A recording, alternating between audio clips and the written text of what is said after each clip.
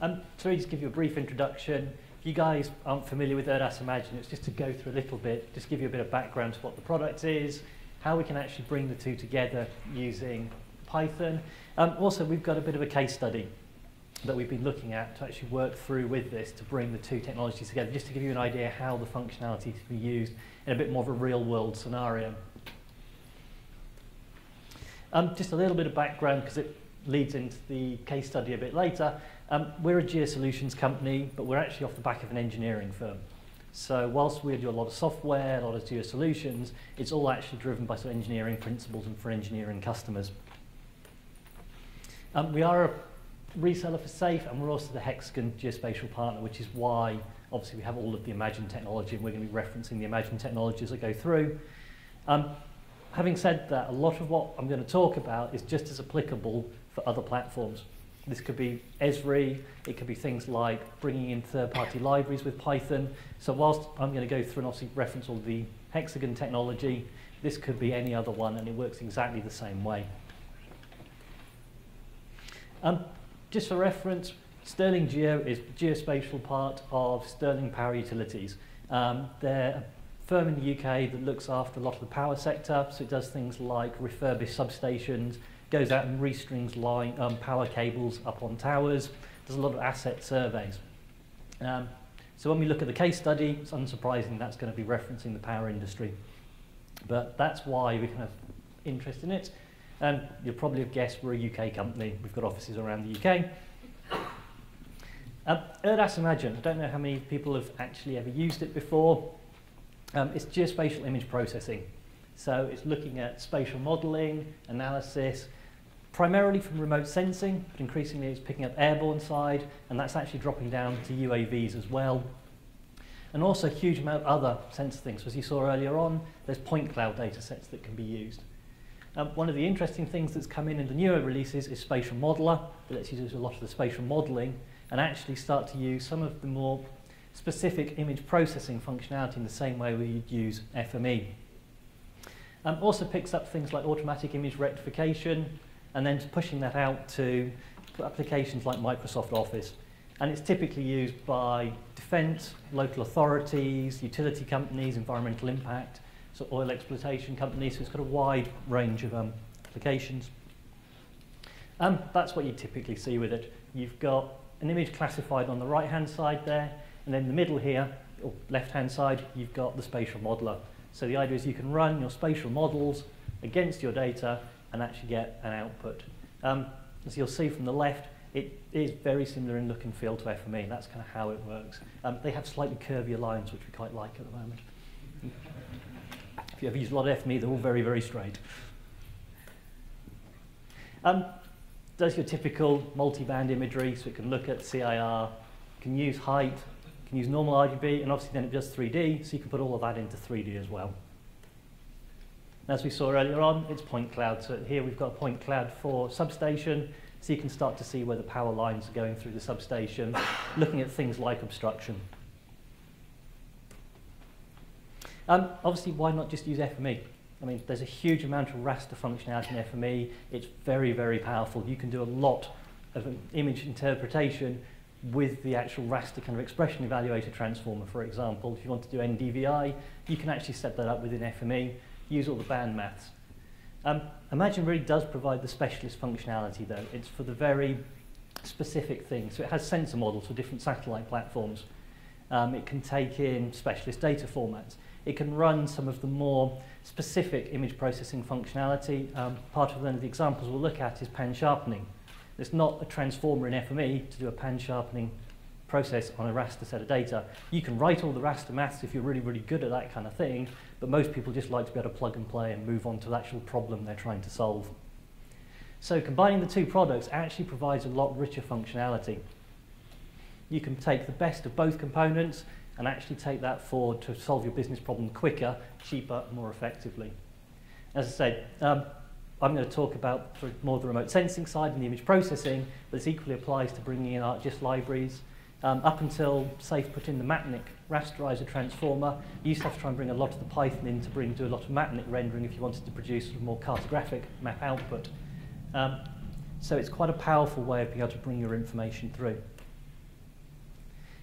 There's a number of places you can bring Python into FME. There's the start up and shutdown script, so you can have processes run as the workspace starts or as it shuts down. You can just write your own code, so you can script up a process that just runs through Python, and you can just call that from another application or a workflow manager, or you can bring it in from transformers. So it's quite easy to put a little bit of snippet of Python code into a Python call or a Python creator and actually have that trigger some processing. Similarly, on the ERDAS Imagine side, you can do exactly the same thing. You can write your Python code, have that run as your models, do the processing, or you can run through the models. You can either run the model from Python in the same way you can run a workspace with FME, or you can actually embed Python into that spatial modeler to trigger. So it's a bi-directional process. You can bring FME into Imagine, or you can take Imagine into FME. And it really depends on what you're doing to which way round you want to go. So in this case, we can actually start to bring Imagine through, or FME through into Imagine. You can just bring your Python script, and then we can start pumping the output from the FME process into the Imagine process. Typically, vectors have always been kind of the dark side for the raster community and from the remote sensing community. It's never really been that strongly supported. FME loves vectors. There's 300 odd formats there, a good chunk of those are sort of vector or tabular that can go into being a spatial data set. We can start to bring those through and enrich the whole of the raster processing capabilities within Imagine using that process. Exactly the same way you'd run that code for Imagine in FME in terms of wanting to write your own Python scripts. You just add that code, add it into the transformer, and then you can start to push that data through. So we've got all of FME's readers and writers that you can now start to make available quite easily within the spatial modeler workflow. You can bring all of that vector processing capability in. If you store your data in the spatial database, the ERDAS Imagine product currently doesn't have great support for bringing data out of Oracle natively into the spatial modeler. FME extends it out to be able to bring all of that data straight through. So you can go out, pull your data down from a particular region from your PostGIS database, from your Oracle database, push that through into the workflow, and then start to use those vectors. ERDAS Imagine has vector support, it's just not got the same sort of rich format support currently. So it's quite an easy way to bring it out. And then on the flip side, when you want to start to publish data out, you don't no longer just restricted to saying, well, I only want to go to a raster product or a set of vector products. We can start to go straight out to things like KML, 3D PDF. So you can start to use all of the processing you've taken with ERDAS Imagine and then use FME's 3D PDF capability to actually produce nice, easily shareable products from the end of it. One of the big things we always have in the UK, because generally our weather is fairly benign. We don't have massive big weather events. Apart from it rains an awful lot. And apparently it's increasingly raining more and more, so we're having a lot of issues with flooding currently. There's about £600 million worth of damage. There's about $2 Canadian to the pound, do the conversion, to critical national infrastructure in the UK in 2007 from one of the big flood events. We recently had another one in 2013, around just before Christmas time, again caused significant amounts of damage and disruption. So these are very, very big events that are having very, very big financial impacts on the whole of the country. As I said, Sterling's owned by a company that's very, very interested in power assets and companies that work with those power assets. We have this concept in the UK of DNOs. They're basically distributed network operators. They're the firms that take the power from the power station and deliver it to the end user. So when it gets to your house, all over the cable infrastructure, the substations, all of the kind of infrastructure to support that is owned by the DNOs. We generally help them manage those assets, refurbish those assets, support their implementation of rolling those new assets out, doing new connections for them onto the grid. So we've got a vested interest in helping them manage those assets, especially at times of big flood events, lots of damage to those potential assets, and actually helping them mitigate against that sort of impact. So here we have one substation was flooded. Basically 40,000 people lost their power supply. It actually came within 2 inches of the flood defence. If it had been topped over, they'd have lost 500,000 people's power for about 2 months. And that included a number of quite significant UK MOD type establishments as well. So it was a very, very near thing. So you can see why the DNOs are kind of very interested in understanding their flood impacts. So we took Landsat data. If you're not familiar with it, it's 30-meter multispectral, 15-meter panchromatic. It's a satellite. It gives you broad-looking imagery and very pretty pictures as well. We're using the Landsat data as part of this case study because it's freely available, it's fairly regularly collected, and actually we were quite lucky that following big flood events in the UK at Christmas, we actually had quite a clear period of weather afterwards, so we weren't affected by clouds.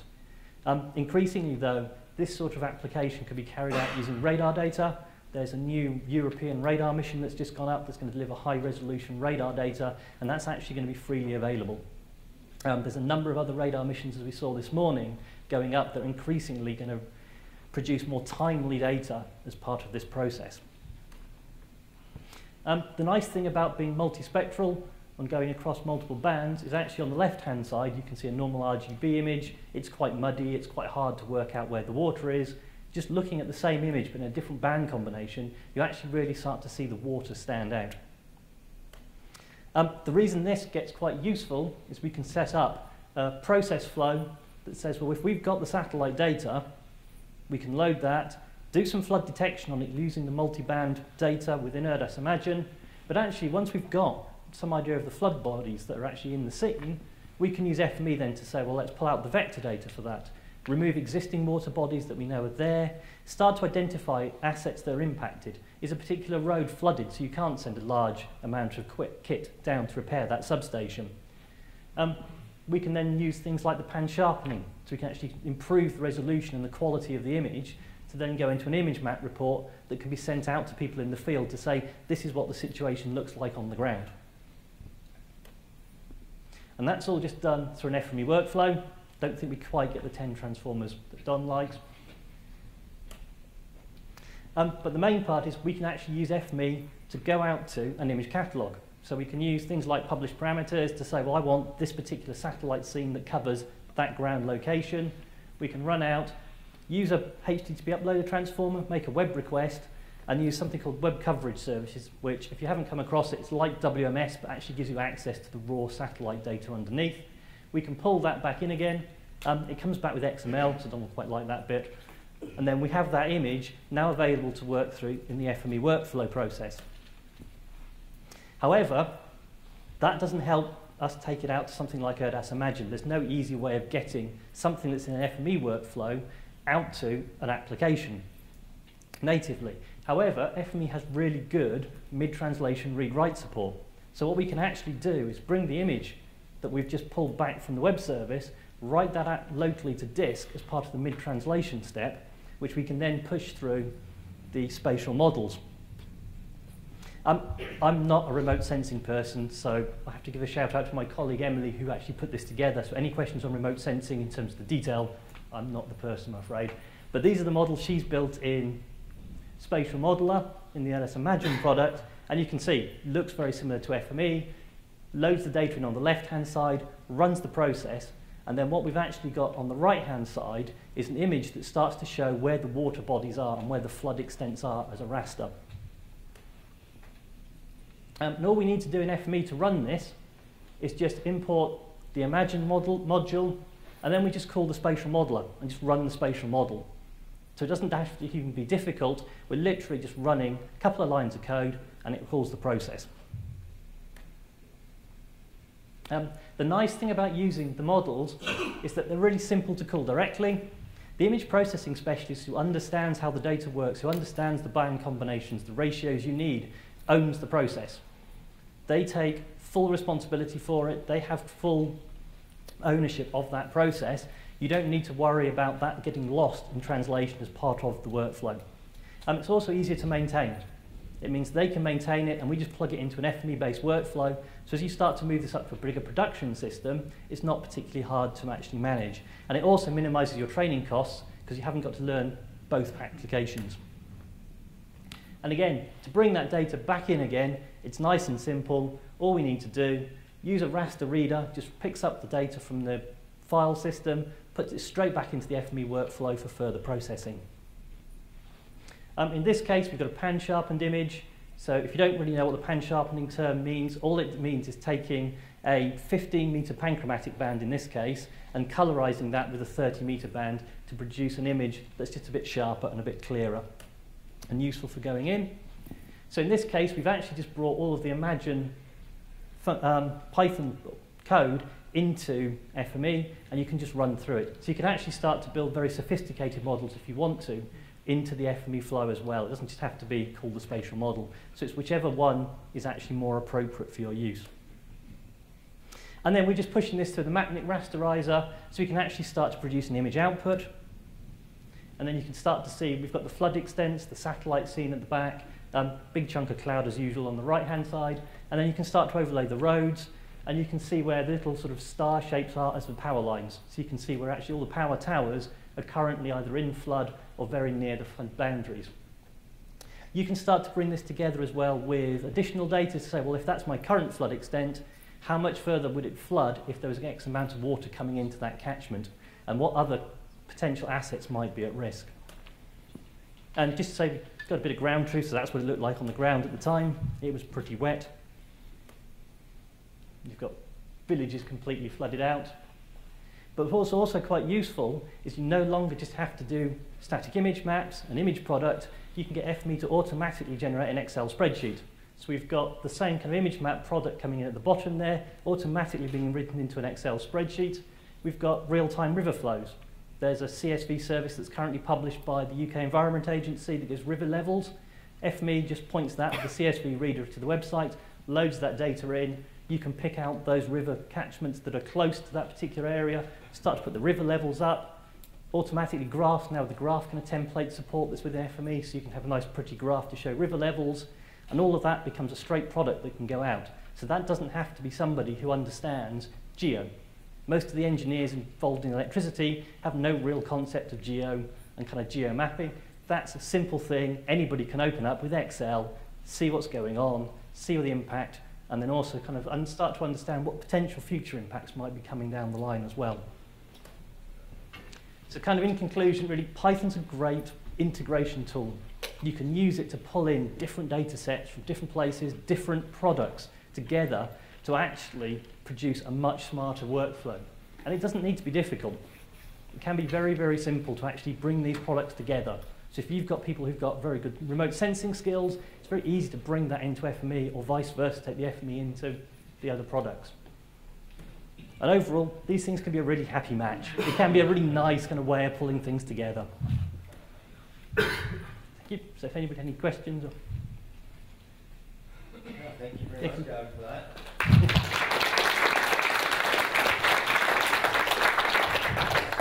Yeah, open the floor. Any questions anyone might have?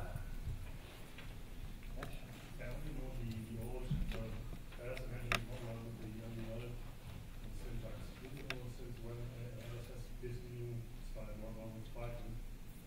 2013, 2012 version. Yeah. Yeah, we're going to brag. Hexagon here, yes. Yeah, if you've not used it, and you, it's a massive step change from the old one in terms of usability and functionality and simplicity. It's,